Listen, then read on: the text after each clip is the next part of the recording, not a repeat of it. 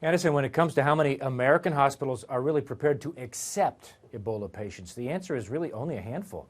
You know, before this case, we had Emory here in Atlanta, the Nebraska Medical Center. They accepted Ebola patients, but they knew they were coming in advance. They had a chance to prep the staff. This Texas case, this is the first walk-in, Anderson, of an Ebola patient. The hospital clearly stumbled, and that, say infectious disease experts, really needs to change. We have a lot of hospitals that aren't prepared and really probably don't even want patients.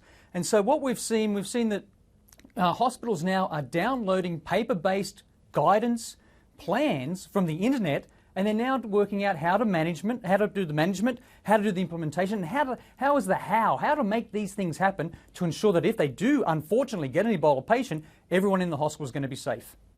Wow, they're downloading stuff from the internet. That's not exactly comforting. Are there guidelines at those hospitals and other hospitals about medical waste that's generated by treating Ebola patients? You know, that's a good question, and it speaks to what Elizabeth Cohn was talking about with that vomit in an ambulance. There's a lot of waste. It's got to be gotten rid of safely. You know, at Emory, they had the 2 patients here. A doctor told a staff meeting at the peak, when they were treating those 2 patients, they were generating up to 40 bags of medical waste a day. And what then? You know, every hospital has procedures, Anderson. Practically every hospital in the country hires outside contractors to take care of the trash. In the case of Ebola, waste, however, the rules are still being sorted out. A Washington-based trade group that represents these waste haulers told us basically that current federal regulations effectively restrict transportation of this material.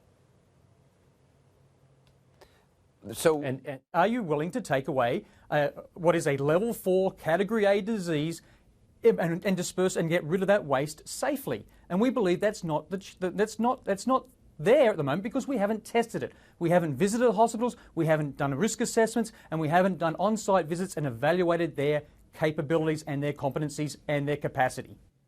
Look, the waste is more of an administrative problem, really. But you've got to, you know what you have to do to prepare for this? You've got to drill.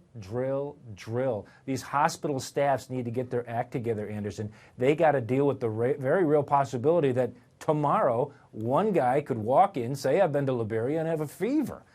Right now, this stumble in Texas, as bad as it was, may have led to more people being exposed. It could be a great wake-up call for every hospital out there that's basically been putting off these kind of drills and are now downloading papers on how to handle Ebola patients.